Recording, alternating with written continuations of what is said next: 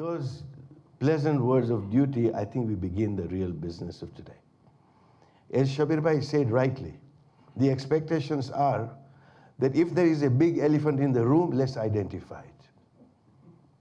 Let us identify that big elephant in the room. That's why we are here. There will not be that very polite conversation today. Don't expect it. We will try to drive home some points, and we will move ourselves from the comfort zone, and that is the only way that perhaps we can move on as the world around us changes, that we not only change as the world changes, but we actually become the agents of change within the society that we live in. And that, indeed, is the expectation, and thank you for building that expectation, and inshallah we will hear from you. So with that said, I am pleased and honored to introduce our first speaker, Professor Iqbal Akhter. Don't let his, as our MC said, his youth fool you. Iqbal is a remarkable person. His formal introduction is he's a professor of Islamic Studies at the Department of Religious Studies and Politics at the Florida International University. And his doctorate, which he did in Edinburgh, was, and this is quite a mouthful, so I'm going to read, and I hope that I don't stutter. It's quite a mouthful. Imagine what the PhD would have been. It says, the evolution of post-colonial Islamic identities amongst the globalized Khoja in Dar es Salaam.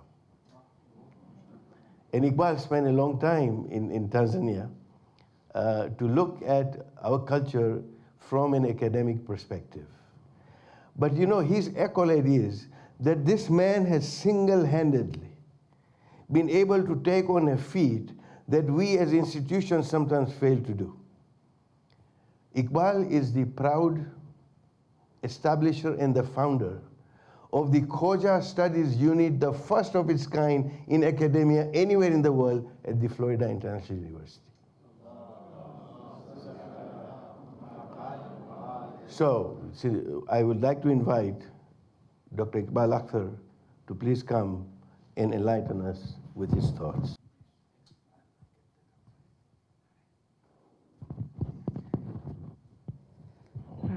Assalamu alaikum. Thank you to Hasnain Bhai for Toronto Jamaat, for World Federation for having this. This is a really wonderful sort of opportunity to reach out to the community and explain sort of the research and the work that we're doing. You know, a lot of our work, very, very fortunately, has been supported by Hasnain Bhai and Kumail Rajani, some of you know, who's part of the World Federation. And they've launched this idea, thank you, of the Khoja Heritage Project. And so part of what we're trying to do is we're trying to understand in an academic way, what is Khoja history about? And particularly important as well is the idea and the necessity for the preservation of heritage. So what we see in places like East Africa is not only a rapid depopulation. So for instance, Zanzibar at one time was home to almost 10,000 Khojas. And after the revolution now in Zanzibar, there are only 200 people left, right? Even if that, right?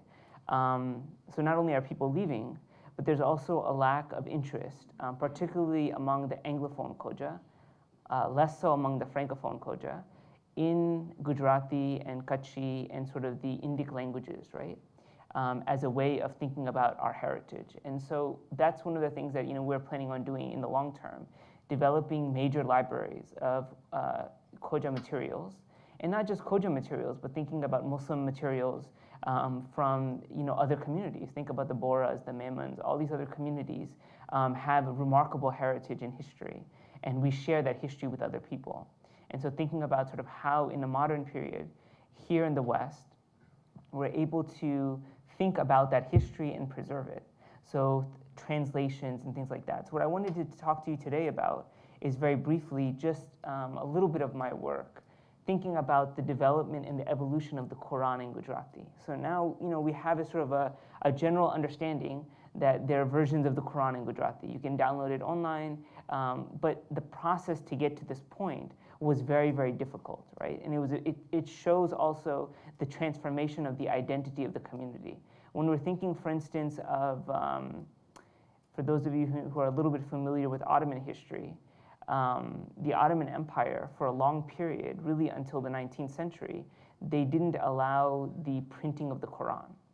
So it was against against sort of Islam, according to the fatwas of the caliph, to print the Quran. They said to print the Quran is haram. Okay, it has to be handwritten, right? So you have this tremendous lag that takes place in terms of the development and the publication of the Quran, and we see the same thing here as well. So the question is, what we're trying to do is we're trying to understand how did the first Gujarati Quran come about, and secondly, let's go back further in history. How can you be Muslim without the Quran, right? So how were the ideas of the Quran communicated in local languages, in traditions, in oral traditions, in stories, by which people were able to come to understand what is the message of Islam, right? So what I wanted to do today is just sort of very briefly go through that. It's going to be a very short presentation, but I want to, have questions as well. And I want you to sort of think about sort of some of the ideas that I'm presenting here. All right. Okay. So similar to the issue that existed in the Ottoman Empire, particularly here, what you have is in the medieval period, it was forbidden to translate the Quran to Gujarati. So the belief was that any non-Arabic script, it was forbidden to translate the Quran into that because those are kafir languages, and that you would taint the Quran by translating it into those languages, right? So it wasn't just Gujarati. I mean, think about it even earlier. The idea of a translation in the late 18th and early 19th century, translating the Quran into Urdu was a problem. But here you're going from the Arabic script to Indic scripts, right? And there was this tremendous taboo. So you don't have any versions of the Quran in Gujarati until the late 19th century, right? So what it does is, part of what we're sort of dealing with here is this idea that Arabic in the script is the only way that you can sort of understand Islam. So the only way that we can transmit traditional Islam is person to person, and it has to be through the Arabic language itself.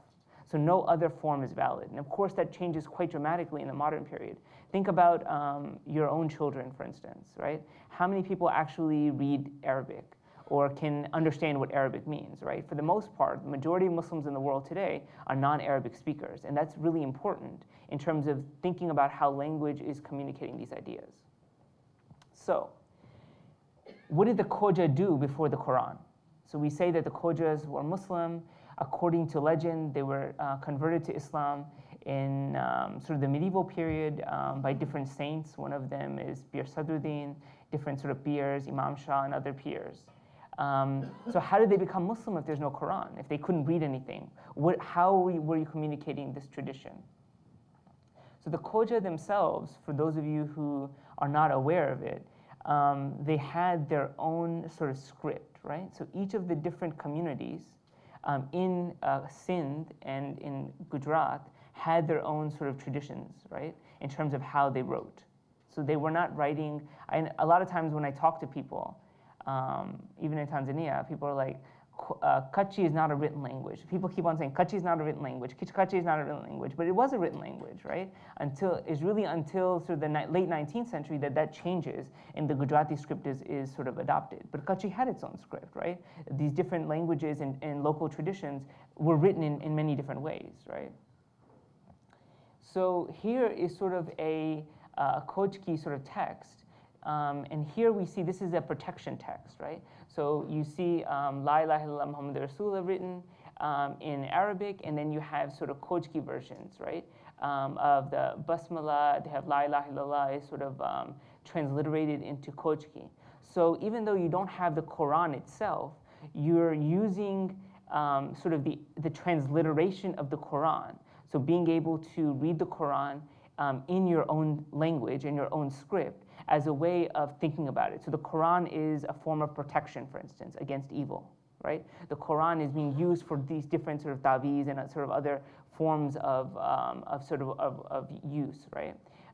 It's used for cures, for instance. So say that someone has an issue of dizziness. you'll have a naqshur like this, right, like a map, and you would look at that, and that would be a way to try to help cure sort of your issue. So the Quran has very practical uses in this early period in the 18th and 19th century, right? So people were not reading the Quran the way that we read the Quran, but they were using it in different ways in their daily lives. Okay? So the question is, who is the Khoja? And of course, some of you are Khoja, some of you are not Khoja, but really to give you sort of a little bit of an academic take in terms of thinking about the early history of the Khoja. Now, according to one of the books that's there in the library, Khoja Vratant, Sajiddina Nanjiani says the origins of the Khoja are two main castes, according to tradition, the Lohana and the Chak caste that come from Kashmir and Punjab. And then over time, there's a migration over the course of a couple hundred years into Sindh, and then eastward into Kutch and Kathiawar, right? And what we're finding out through academic research, particularly in France, and a lot of the leading work on Khoja history is coming through France, not in the Anglophone world, interestingly enough, is that we see a lot of remarkable things, that the Khoja themselves are not necessarily one cohesive community. So everyone is not just Khoja by virtue of everyone being born into one family or one group. What happens is there were many different subgroups that were brought into who are the Khoja. So sometimes you'll see names, right? Surnames. Bhatia, for instance. There are some Khojas that have a surname Bhatia, right? Clearly that's a different caste, right? You'll see sort of Ramji. So we know that some of these groups are Lohana and other groups. You'll hear Patel, for instance. There are some Khojas that have a surname Patel. So we know they're from Patidar caste. So what's happening in the 18th and 19th century is there's also these different caste communities that are coming together for different reasons. And part of the reason why they're coming together is also the economy is changing. So these people are coming together as groups for merchant purposes. Right? They're trading over long distances, right? So think about until the 20th century, for instance, say that you have goods in East Africa, okay, and you want to trade it back to your community in India, in Gujarat, right, or Kutch. How would you do that? How would you send payments? How would you deal with ideas of trust?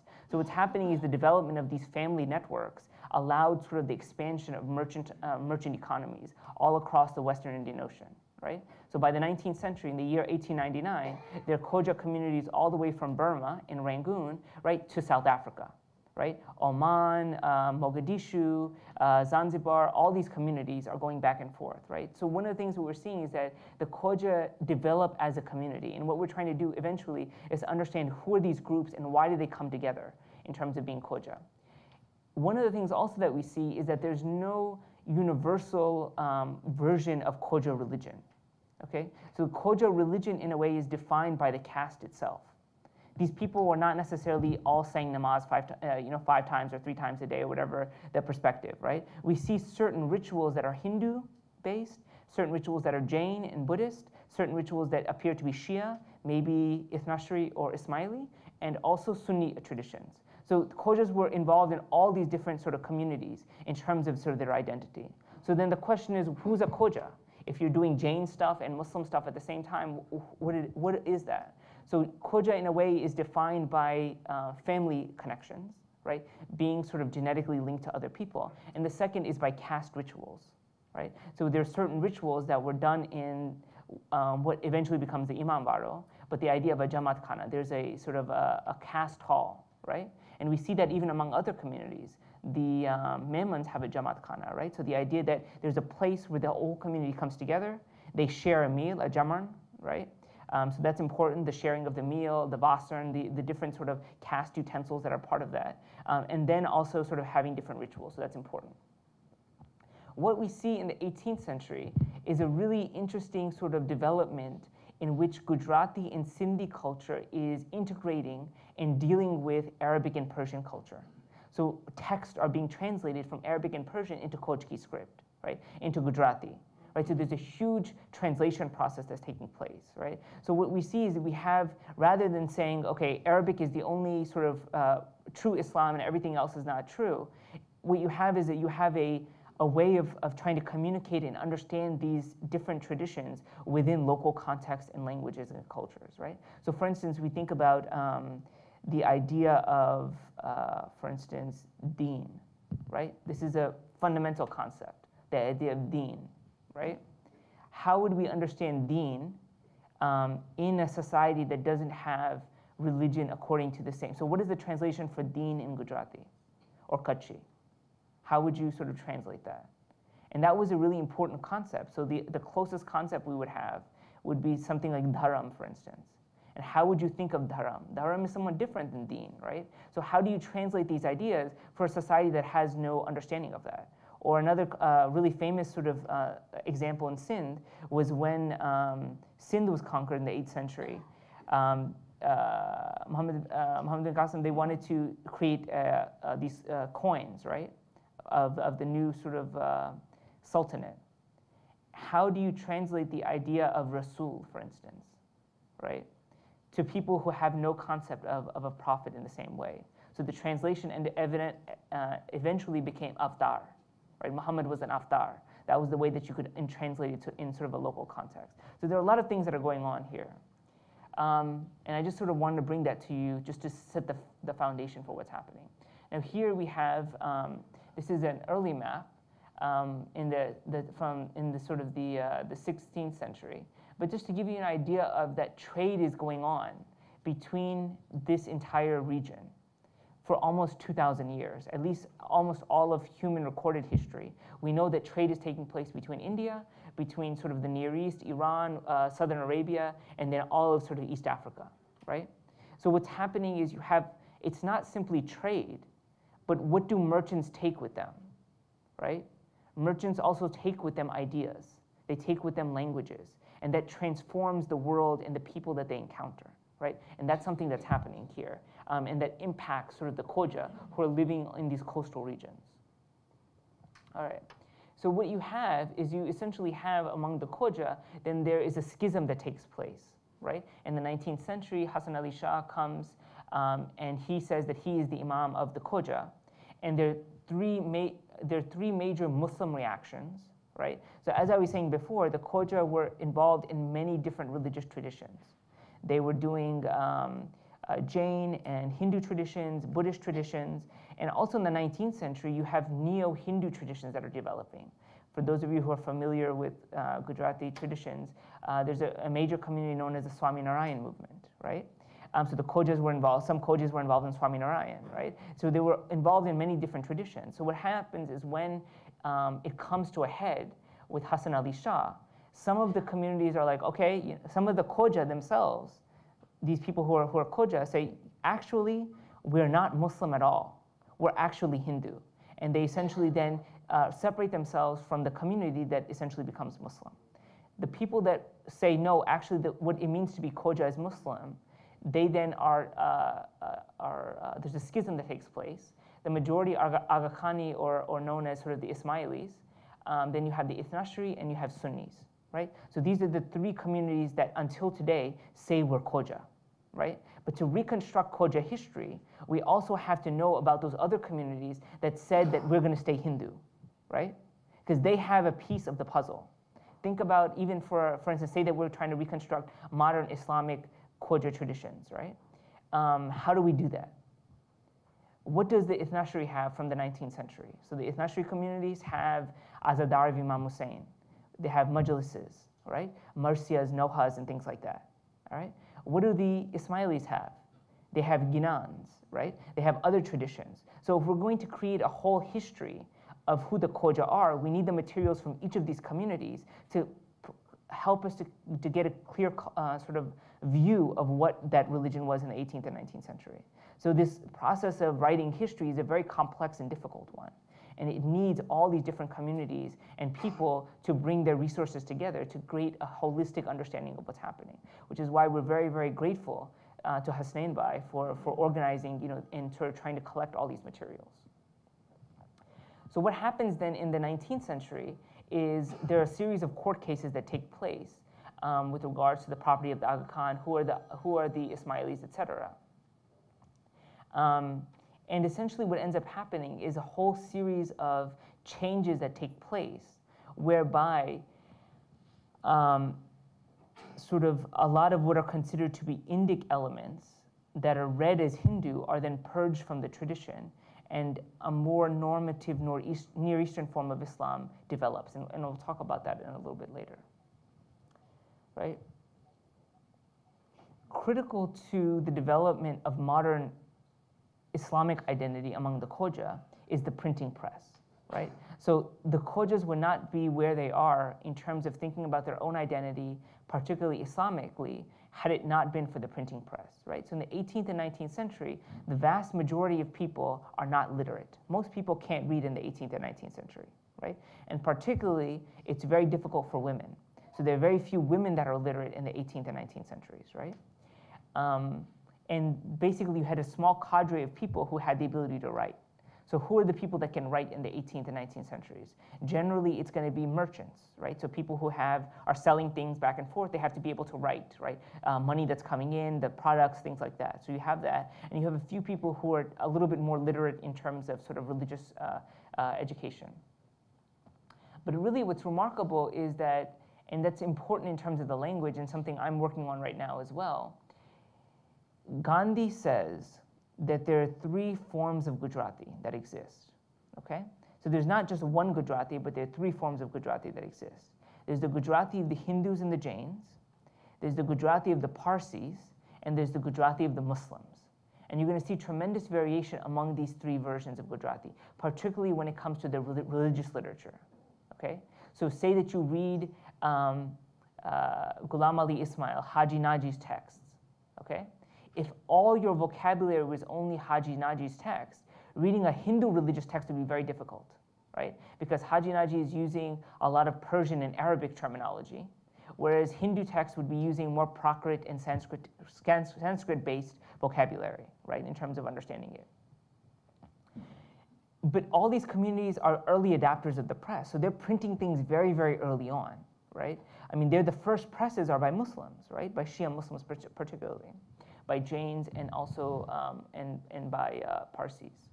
Okay, so what you have among the Khoja, among the Aga Khani or Ismaili Khoja, is Lalji Bhai Devraj and Boga Master, Hashim Boga Master, who are focusing essentially on the Khoja Sindhi script.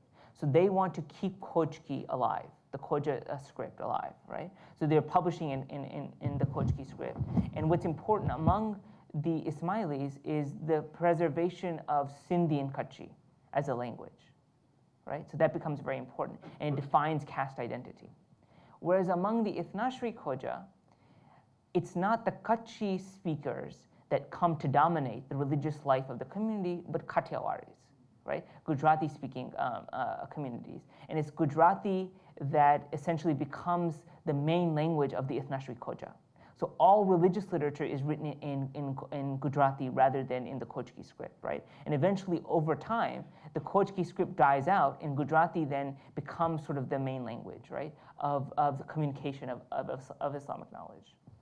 So here we see something that's very sort of fascinating, and something that eventually I'm going to be working on as well. Thinking about, so who are the people who are writing the Quran and translating the Quran in the earliest period? Who were the first people translating the Quran to Gujarati? And it was the Bohras, okay? So the Bohras have a line that goes back to Yemen, right? Back to the Fatimids in terms of their learning, right? So they were much more experienced with the Arabic script than the Khoja are. The Khojas are new people to the Arabic script. In the 19th, 20th century, they learned the Arabic script, right? But the Bohras have a very ancient sort of heritage. And their language then is sort of what's known commonly as Lisan-e-Dawa, but what they're doing is that this is what this is essentially. So you see Bismillah ar-Rahman ar-Rahim, and then underneath it, you'll see this is Gujarati written in the Arabic script. So we know that Gujarati was written in the Arabic script in the 15th and 16th centuries, but the only versions of Gujarati written in the Arabic script that survive are among the Bohra. Okay? So it's a really important corpus of literature that the Bohra have, right, in terms of thinking about Gujarati in the Arabic script. Because generally, we don't think about Gujarati written in the Arabic script. We only think about Gujarati written in the Gujarati script, right? So this is something that's very unique in terms of thinking about how do you communicate Gujarati ideas within the Arabic script, right? So I think it's quite remarkable. So this is the Khojki script, for those of you who are not familiar, who have not seen it. So this is the script of the Khoja in the printed form of it, right? So this is a Farman of Sultan Mahmud Shah, who is the third Aga Khan of the Ismaili Khojas. And just to get an idea of, you can see some maybe similarities for those of you who know Gujarati, but it's very different as well, right? So it's a very different sort of a script, right, in terms of thinking about it. So just to get you to visually sort of get an idea of the differences that are taking place. So you have Bohras who are written in Gujarati in Arabic script, and then you have Khojas that are writing Gujarati and Kutchi in this script as well, right? Okay, oh, sorry, wait, sorry. I think I did something, hold on. Sorry, okay. So one of the things that's happening as well is that the Gujarati of Haji Naji was not something that was automatically known, okay? So what we have, the development of the Gujarati that's spoken by Muslims is a very heavy Persian and Arabic sort of imprint that's put onto Gujarati. That is to say that when you now read Gujarati materials, right? So say, for instance, for those of you who are old enough, there was a very important text known as the Dua na Majmua, right? Okay. Now, if you read the Majmua, right, it's very much similar to Urdu than it is to Jain Gujarati, for instance, right? A lot of words, ideas are coming from Urdu. So essentially what's happening is that the language is shifting more and more towards Urdu, right? So you have a better ability to understand Urdu. The words, the vocabulary, ideas are coming closer to larger discourses of Urdu that are taking place. And so this is an example of tafsir dua. So the dua it was recited in the Jamaat Khana. There's an original dua called the Gatpatji dua, and then later the Asl dua that sort of replaces that, which is a communal dua that's used in the Jamaat Khana. So what we see here in the tafsir dua is you have the translation, right? Going from trying to understand the newer words that are taking place, right, and trying to understand sort of what they mean, right, in different traditions, okay. And that's sort of, there's a translation that's taking place, right. So the point that we are today, in terms of where the Khoja are in terms of their Gujarati, has been a shifting and a development that takes place from Kutchi to certain forms of Gujarati, Shuddh Gujarati perhaps as well. And then there's different sort of developments. And so what I'm trying to do is trying to trace the development of modern Gujarati among the Khoja. So part of it is also, and just to give you an idea, I mean, here's a farman that's written in Gujarati and a farman of the Aga Khan that's written in Khojki. So one of the things as well is thinking about how does it change you mentally to go from one script to another, right? What do you leave and how does your identity shift when you can't read the language of your ancestors? Okay, so think about the young Khojas that are born in Canada. How many of them have the ability to read Gujarati? Very few. What does that do to their identity when they can't read what their ancestors wrote? Right? How are they able to access their heritage and their history, right? So it's only in English, right? So if you translate something, that's the only way that they have an ability to understand their heritage. And that's why it's so important for us, I think, in going forward with the Khoja Heritage Project, is to do large-scale translations into English and French, right? All these major texts, histories, traditions have to be translated for a modern sort of audience. And I think that's a way to get young people enthusiastic and motivated about thinking about the history and heritage of the community. So of course, and just to do a very quick sort of background, thinking about Haji Naji, Ghulam Ali Ismail, right? Bhavnagar, we know sort of some of the history studied under Mullah Qadir. He's important because modern Khoja ethnosphere identity would not have been possible without him. Why is that important? Because he is articulating a fundamentally new way of being Khoja according to the ethnosphere tradition, okay? And he's doing that through printed texts, and these texts are then sent all across the Western Indian Ocean world, from Mogadishu to Zanzibar to Durban. I mean, these texts are going all over the world. And in many ways, people are also first learning to read using these texts, okay? So the Dua Majmua, so if you've read the Majmua, it's a very simple Gujarati. It's very easy to understand. So people, especially women, are first learning how to read Gujarati with these texts, these basic texts, right? In the early period, right? So it's also a form of literacy. you're expanding literacy through these texts. And they're also creating a corpus of literature, a body of ideas that are shared now among Khojas all over the world. They can all refer to it. So if you are reading the Majmu in Madagascar, and then you go to India, they're reading the same book, right? So you have a common referent, a common identity based on these texts, right? And you can converse and think about in the rituals and the ideas, right, that are helping to unify the community, right? So I think that it's a very important, his works are critical, and to preserve them, to compile them, to digitize them, and to translate them are very critical in terms of understanding the heritage and history of the community.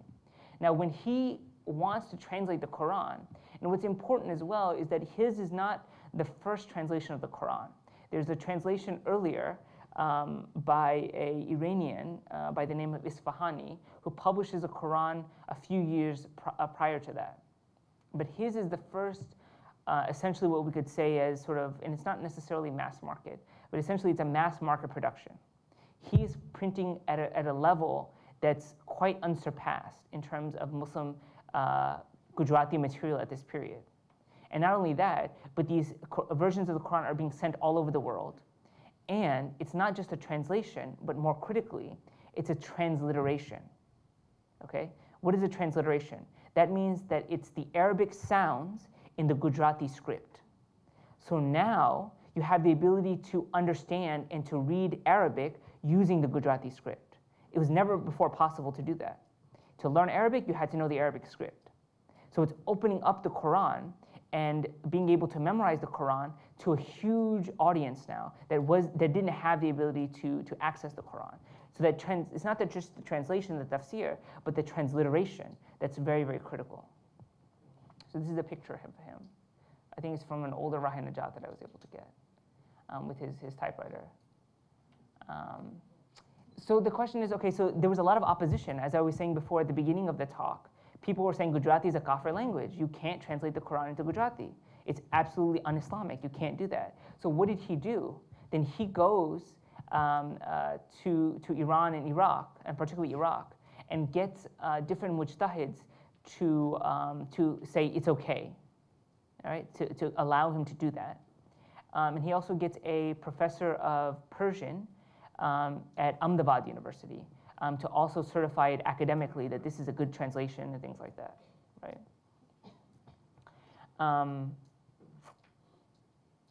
So what it's doing in a way is that it is, in a way, sort of allowing more people access to the Quran that never had an access before. So it's fundamentally changing the identity of the community that is now then centering itself on the Quran, right? As I said before, most people before in the 18th century were illiterate and they had no access to the Quran, right? And so now it's also making the Quran available to people, and then that becomes a center for the community sort of identity, right? And also what you also have is that what's remarkable is he creates the first transliteration system, right? So there are sounds that exist in Arabic that don't exist in Gujarati. And there are sounds in Gujarati that don't exist in the Arabic language, right? Phonemes, that's what we call it. So he creates a very sort of important transliteration system, okay, with different marks and diacritics that then allows you to more easily transliterate in a consistent manner, right? So a lot of times when you see people transliterate things, it's very, you see, for instance, there's these different Noha books, right, that you'll see in Dar es Salaam and stuff like that. And they're not necessarily very consistently transliterated. Here, he's creating essentially an academic system whereby these ideas and sounds are being consistently transliterated, right? And they become very important because then many other Muslim works that come after Haji Naji are using his transliteration system, right? So the Ismailis are using his transliteration system in the dua, right? To transliterate the new dua that's created in the latter half of the 20th century. Sunni communities are using his transliteration system. It becomes a very important system by which we can then transliterate the Quran. And what I mean by this, so here we have the Khojki version of Surah Fatiha. And then we have Haji Naji's version. So those of you who are familiar with it, you'll see that there are 3 dots, for instance, right? You'll see something that looks like a sukoon, something that looks like a shadda, right? So you'll see these different things. That's what I'm talking about in terms of the transliteration. That doesn't exist in standard Gujarati. He comes up with a whole new system to represent Arabic sounds in the Gujarati language, right? So it's quite revolutionary in terms of the development of the tradition. So just to very briefly conclude, and I know I throw a lot of information at you, but hopefully you're thinking about it, and we'll have some time for discussion and questions. Really, what's happening is that the transliteration scheme that Haji Naji develops really opens up the Gujarati language to Arabic and Persian materials. So now, in a more consistent manner, you have the ability to translate these documents and traditions of the Arabic tradition into Gujarati, right? So duas like Ganje Arsh, right? All these things are being translated into Gujarati after Haji Naji, right? In a very systematic way. And also, it becomes available to everybody, right? These Khoja manuscripts, there are very few people who had the ability to write, much less read these manuscripts. So it's a very small preserve of people. So that literacy through the Quran then really helps to change sort of the identity of this Nashri Khoja community. Oh.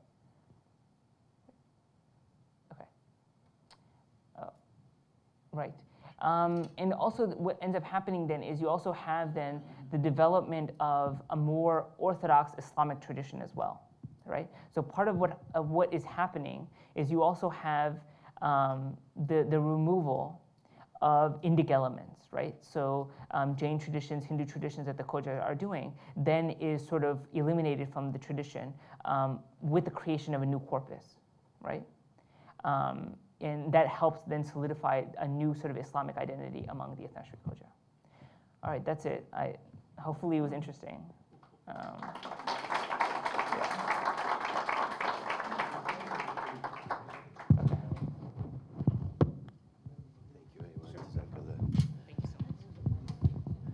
Thank you, Iqbal. That was really fascinating, especially about the language and removal of the Indic elements, and you can see the development. And one interesting thing that I found, that when Haji Naji wanted to translate that Quran in Gujarati, there was also opposition from the merchant classes who were going to fund him to do that.